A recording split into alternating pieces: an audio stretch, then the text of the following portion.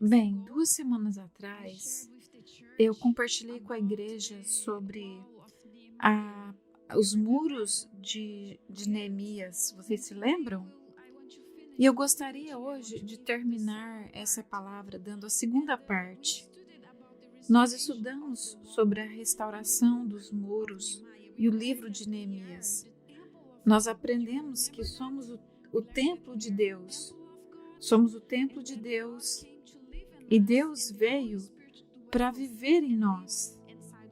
E Ele veio para viver dentro de nós. E nós recebemos salvação através da obra da cruz. E aquilo foi um milagre. Nós não temos como salvar a nós mesmos. Somente Jesus pode nos salvar. E somos restaurados pela obra da cruz. E o novo nascimento ocorre como um milagre instantâneo em nosso espírito. Mas a restauração da nossa alma é um processo. Diga para a pessoa do seu lado, a restauração é um processo. Amém? Não tem milagre.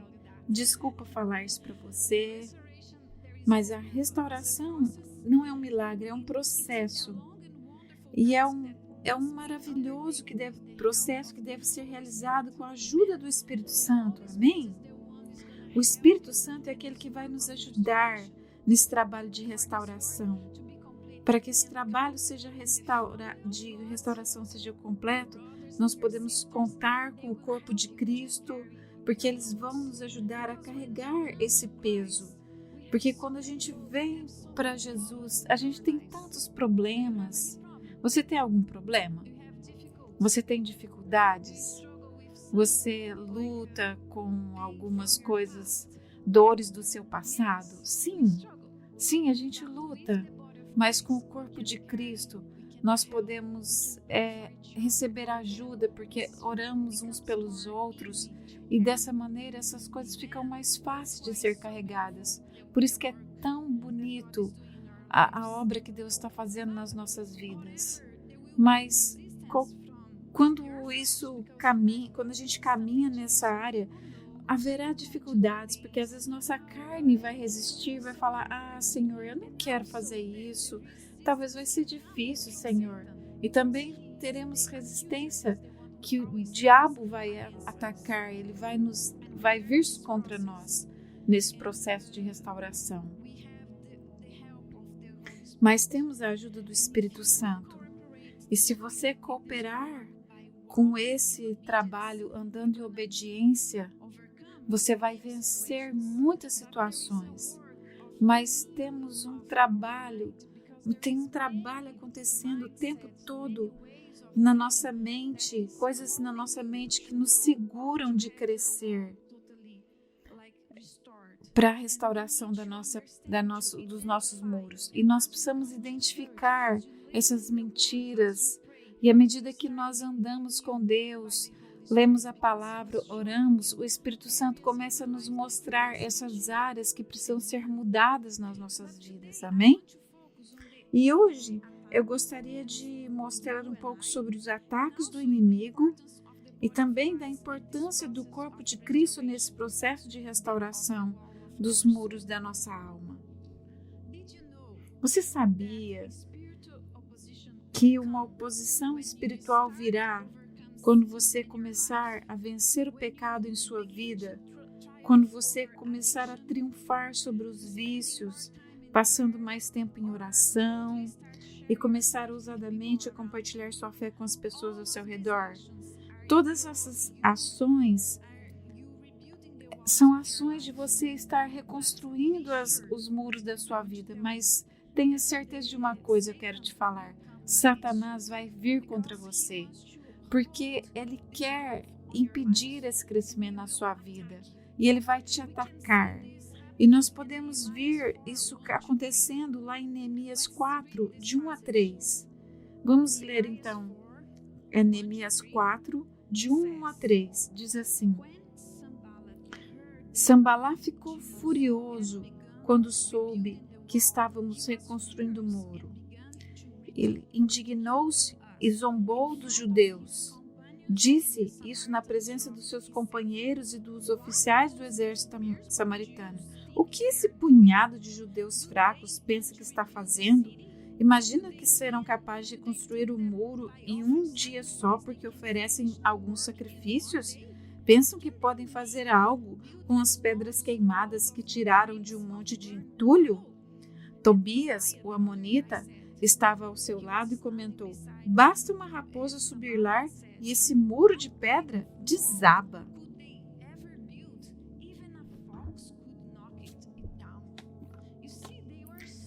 Nós vemos aqui eles dizendo coisas para desencorajar o povo de Deus que estava reconstruindo os muros.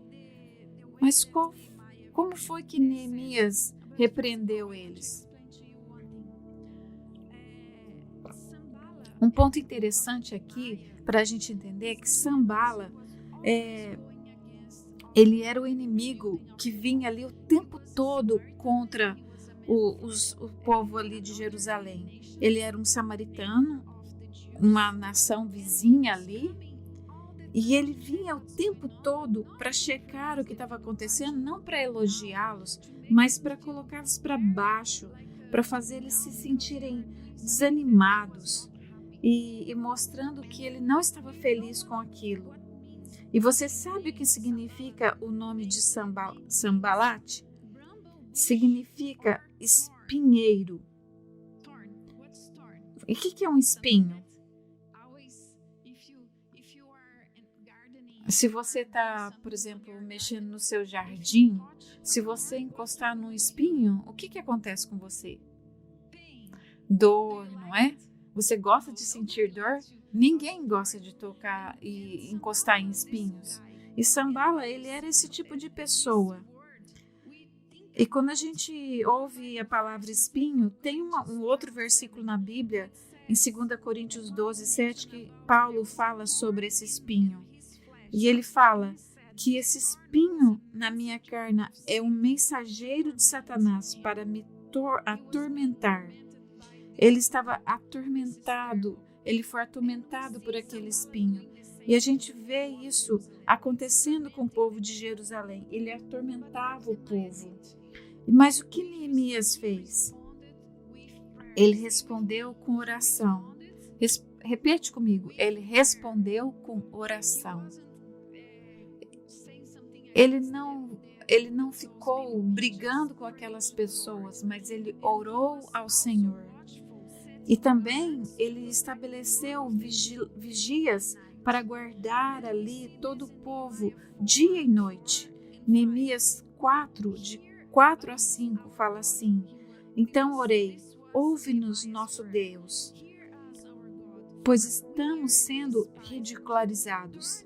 Que essa zombaria caia sobre a cabeça deles e que eles próprios se tornem prisioneiros numa terra estrangeira.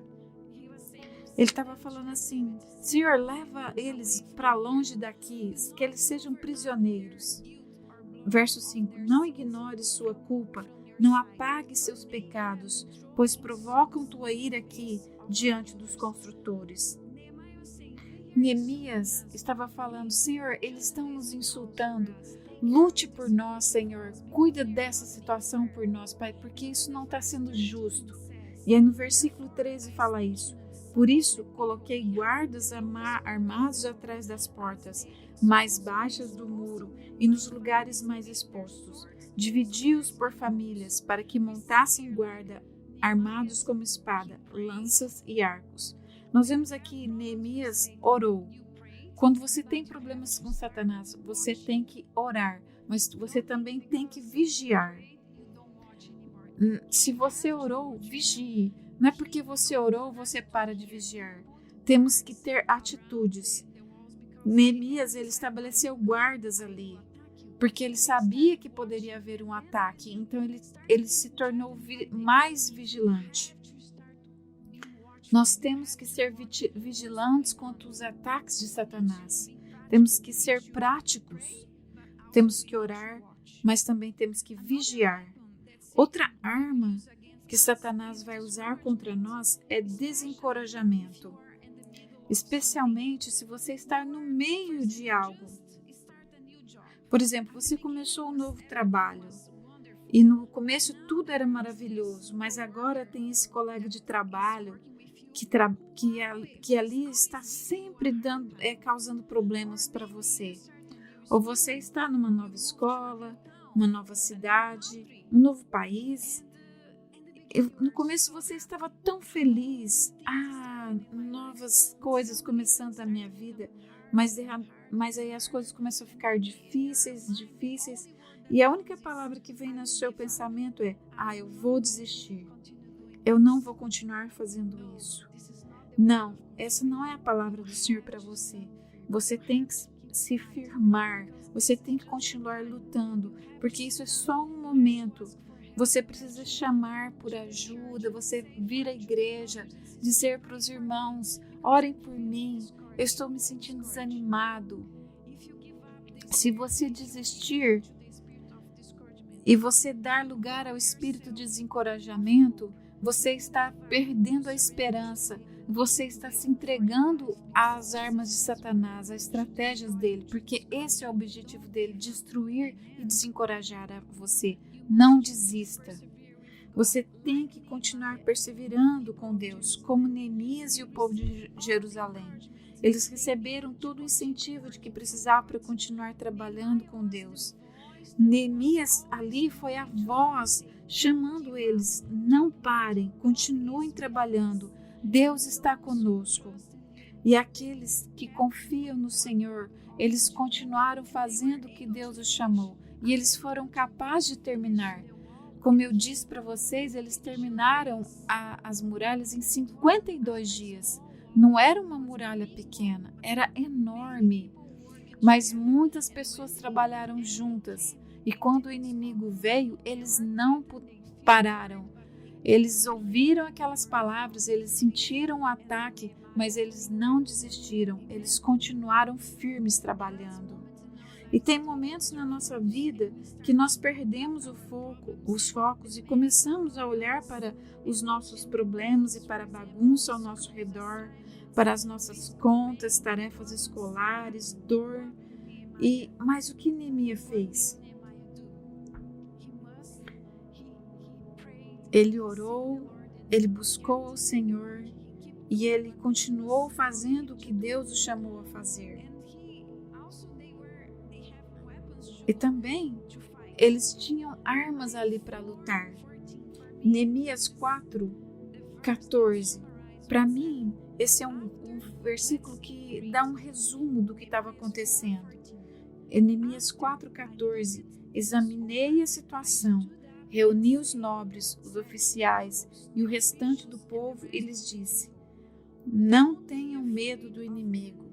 Lembrem-se do Senhor, que é grande e temível, e lutem por seus irmãos, seus filhos, suas filhas, suas esposas e seus lares. Neemias, ele deu essa palavra: lembre-se, Deus está com vocês e lutem pela sua família, não desistam. E às vezes a gente está passando por problemas, a gente se sente desencorajado, mas nós temos que lembrar: Deus está conosco. Continue lutando pela sua família, não desista. Amém? Sempre que você se sentir desanimado, pare um momento para orar e fixe os seus olhos em Jesus. E não pare, continue seguindo em frente, continue fazendo a obra de Deus designou para você. O povo de Jerusalém, eles tinham espadas nas mãos, mas nossas armas não são espirituais. Você não tem nenhuma arma com você não tem nenhum revólver, né? Mas nós temos a palavra de Deus. Posso ver a sua Bíblia? Levanta ela para mim ver. Me mostra sua arma. Se você tem a sua Bíblia no seu celular, que maravilhoso, é bom porque você pode ler onde você estiver. Essa é a sua arma. A sua espada é a palavra de Deus. Mas uma coisa muito importante: se a palavra de Deus fica só no papel, não faz muita diferença. Mas se está no seu coração, se está na sua mente, vai funcionar. tem que estar dentro de nós. Você tem que comer a palavra de Deus. Somente com a palavra de Deus você vai poder lutar contra o inimigo da sua alma. Quando a gente lembra da luta de Jesus com Satanás ali em Mateus 4, o que Jesus usou para lutar contra o diabo? Foi a palavra de Deus. Ele dizia, o Senhor diz, e aí ele falava ali um texto.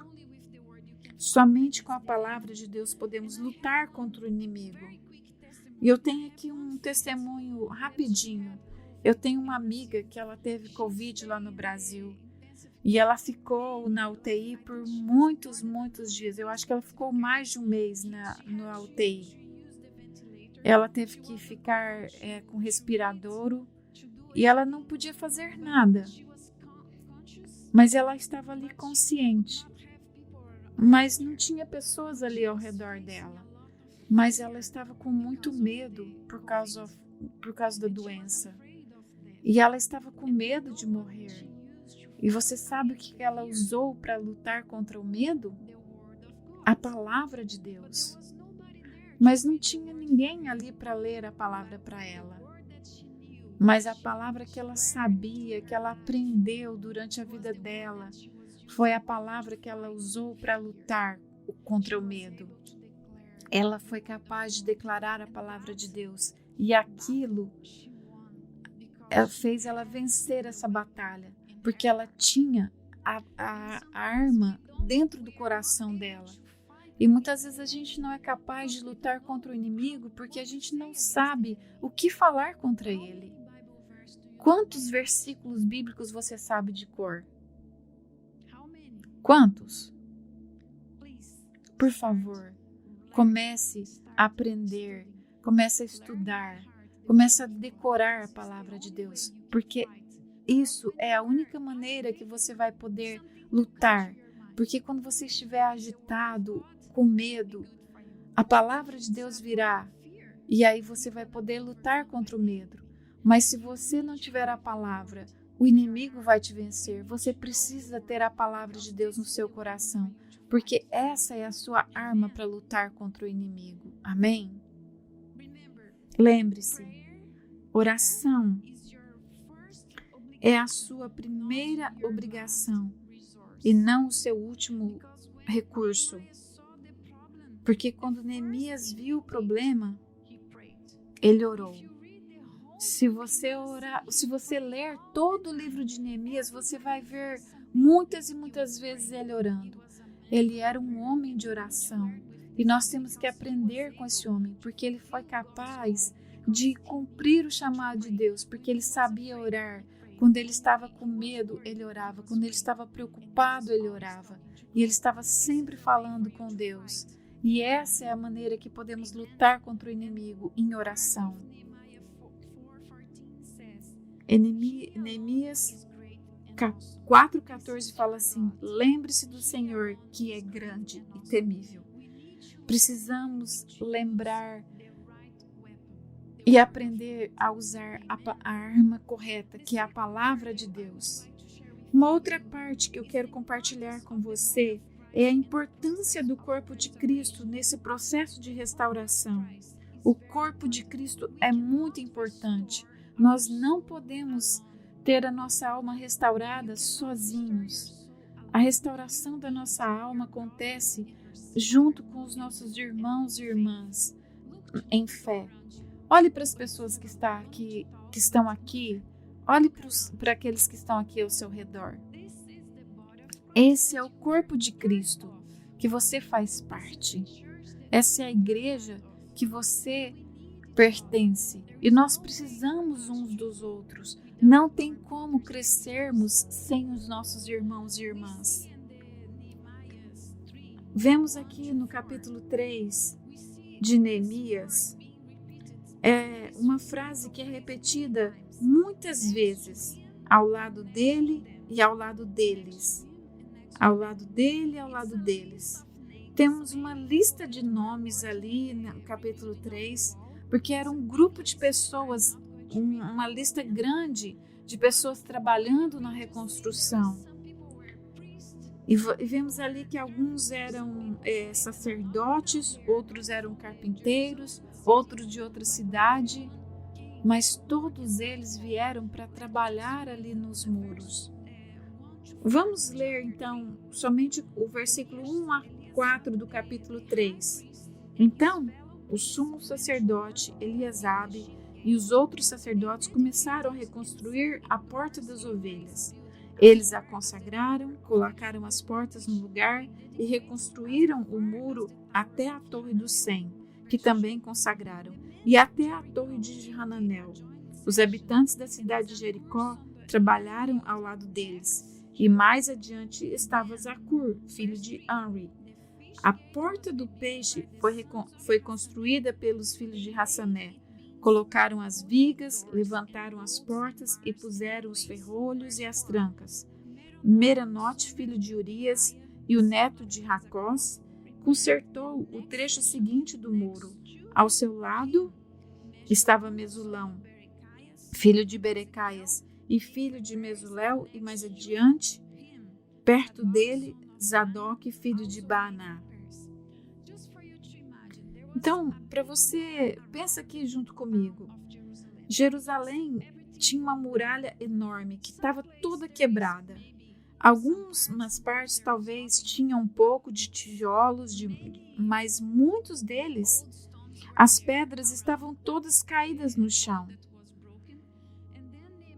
E Neemias, então, ele dividiu toda a muralha para diferentes grupos.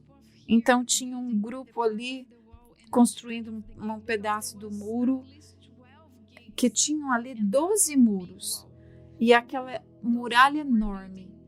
Então eles estavam ali reconstruindo os muros e os portões.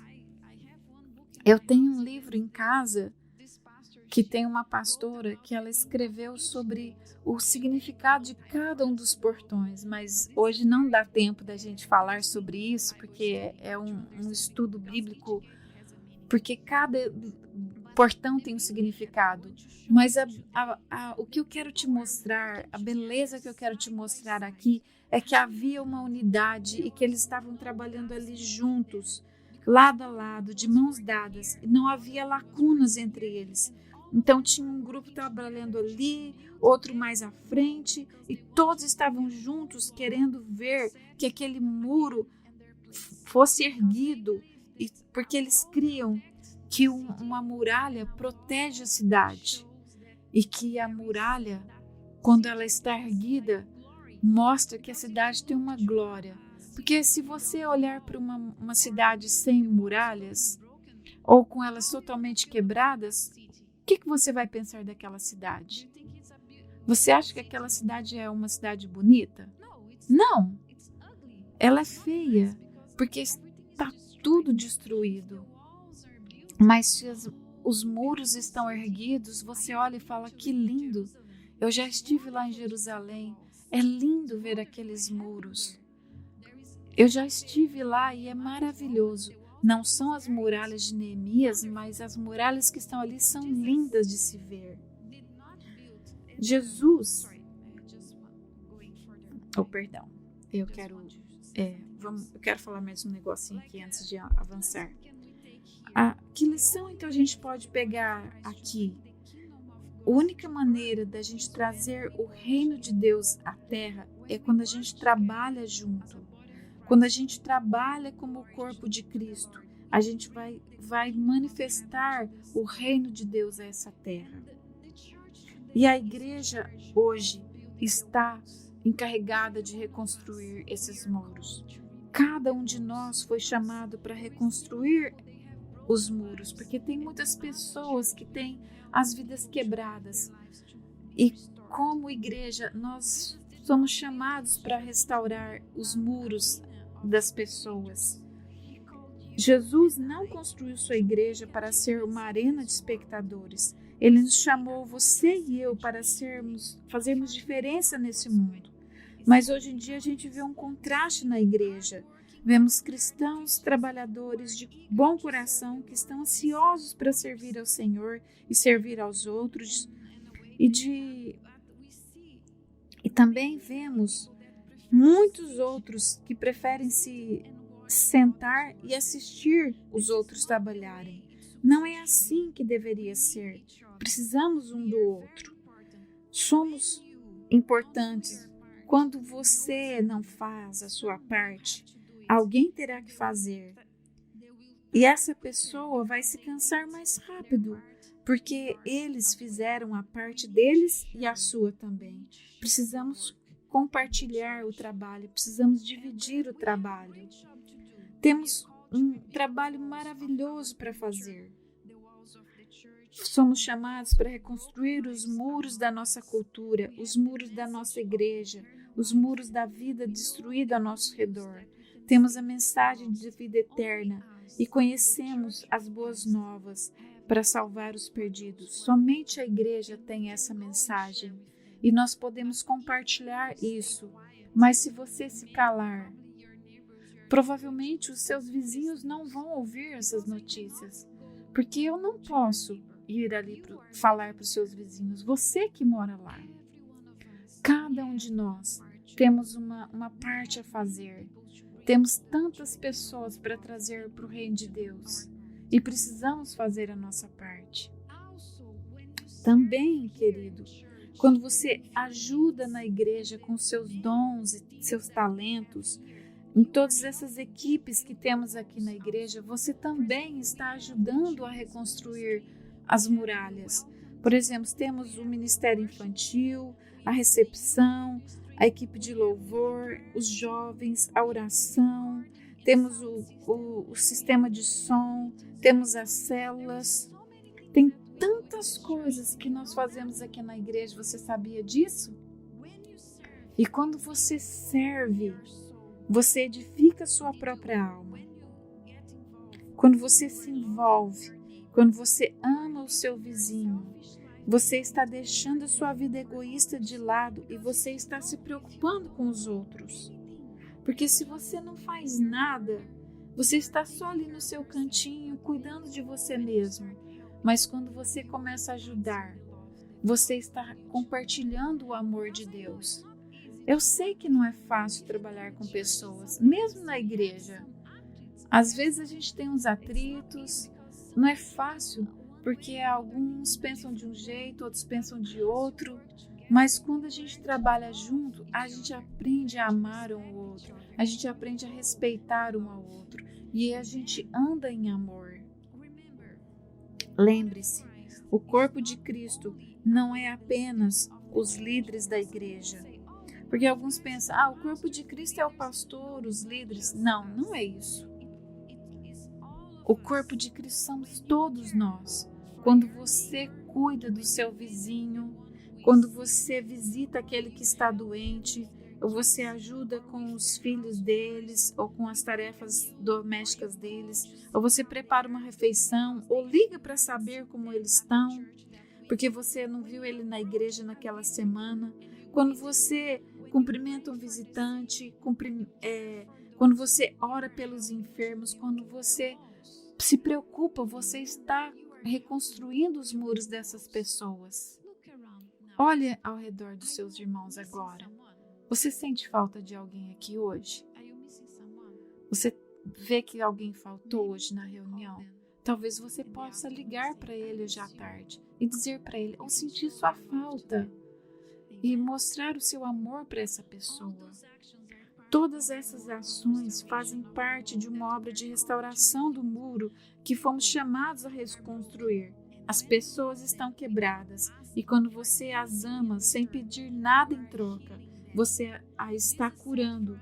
Jesus disse para nós amarmos uns aos outros. Por isso, João 13:34 diz, por isso agora eu lhes dou um novo mandamento. Amem uns aos outros. Vamos ler juntos. Por isso, agora lhes dou um novo mandamento. Amem uns aos outros, assim como eu os amei. Vocês devem amar uns aos outros. Jesus disse isso para nós. Amem uns aos outros. E eu sei que às vezes não é fácil amar uma pessoa que é diferente uma pessoa que pensa diferente da maneira que você cresceu, mas você cresce tanto quando você começa a fazer isso.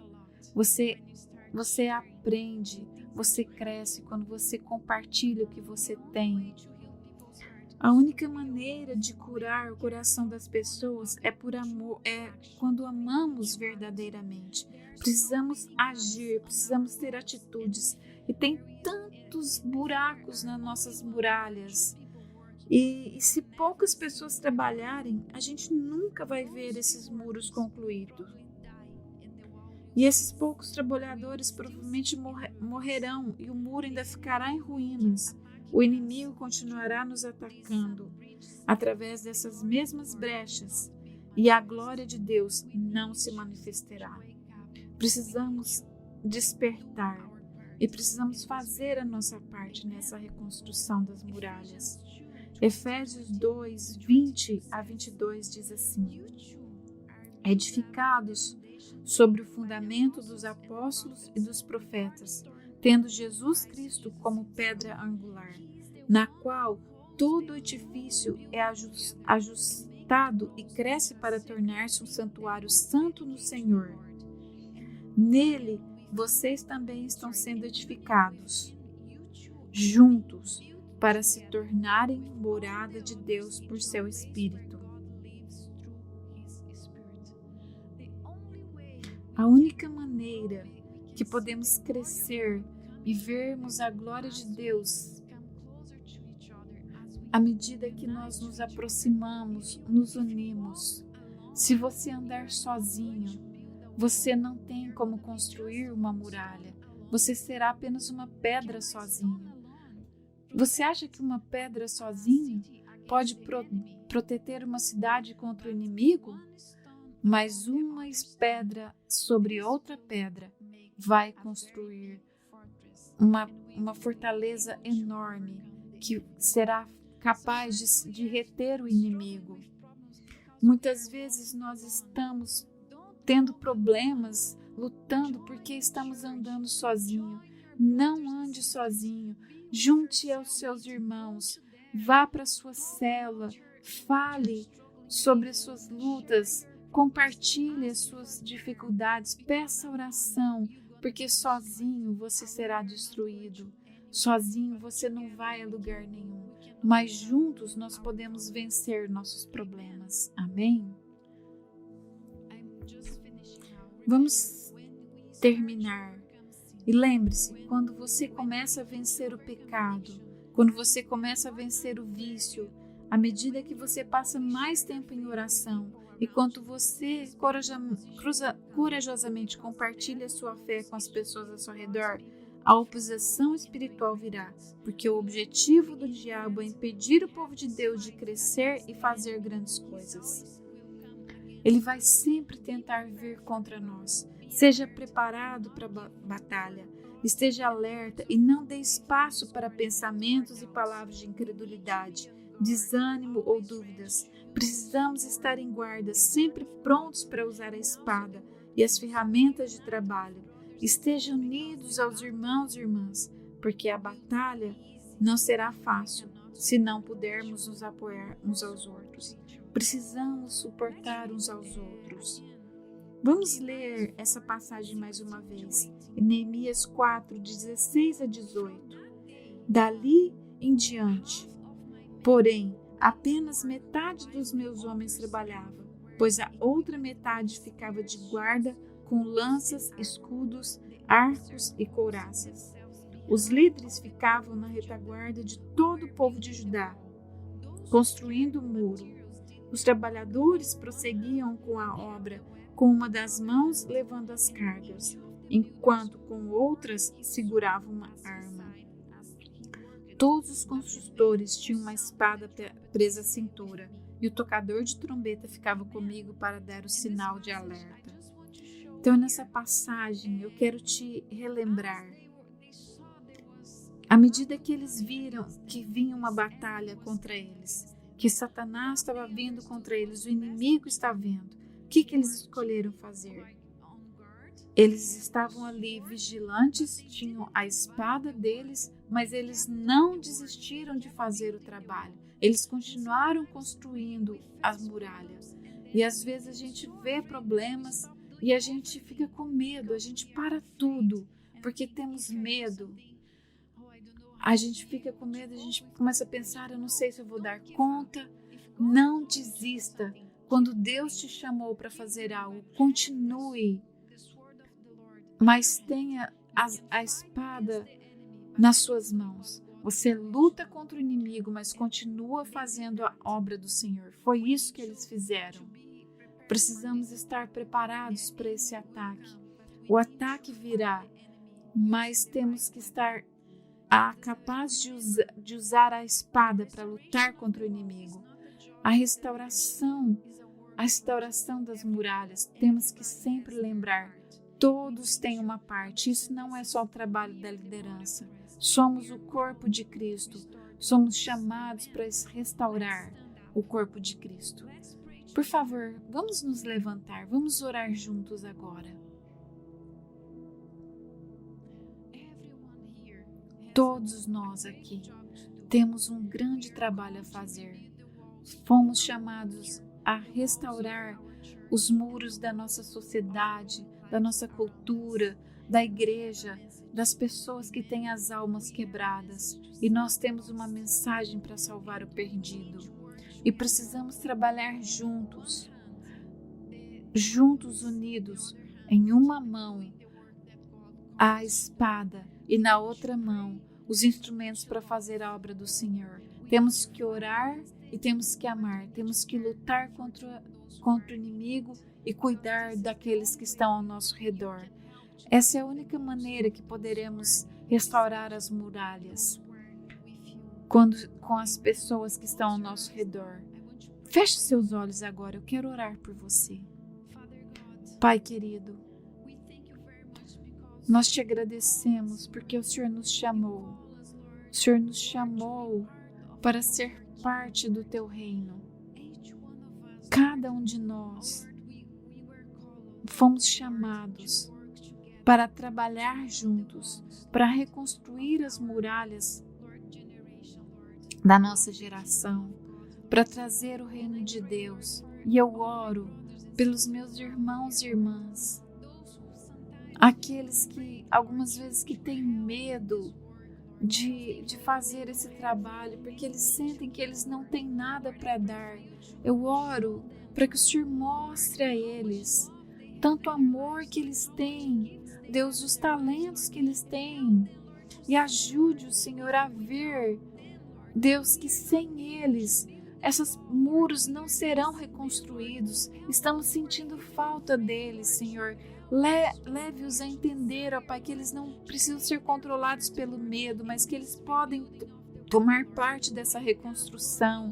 Desperta aqueles que estão com medo, aqueles que estão adormecidos, Senhor. Eu oro para que o Senhor quebre as barreiras, Senhor, e coloque no coração deles, Senhor, desejo de reconstruir o teu reino, de fazer parte do teu reino, fazer parte da igreja, Senhor, de se envolver. Oramos, Senhor, para que o Senhor use cada um de nós de tal maneira que o teu reino possa crescer mais e mais, que as pessoas virão aqui, Senhor, e elas sentirão o amor de Deus, porque todos aqui serão capazes de amar e de expressar o tanto que o Senhor cuida deles, Pai. Senhor, capacita-nos, Senhor, e perdoa-nos também, Senhor, porque algumas vezes nós não estamos fazendo da maneira que o Senhor nos chamou a fazer. Ajuda-nos, Senhor, a cuidar, a amar, ó Deus, a realmente, ó Deus, desejar servir. Ajuda-nos a amar os nossos vizinhos, nossos próximos, Senhor. E obrigada por cada um que está aqui hoje, Senhor. Eu oro para que o Senhor abençoe cada um essa semana, Senhor, e dê a eles uma semana maravilhosa. Em nome de Jesus, eu oro. Amém. Amém. Amém. Que o Senhor te abençoe e te dê uma semana maravilhosa. e que você possa ajudar a reconstruir os muros das pessoas ao redor. E se você sentiu falta de alguém, por favor, ligue para ele e fale para ele: eu quero te ver semana que vem.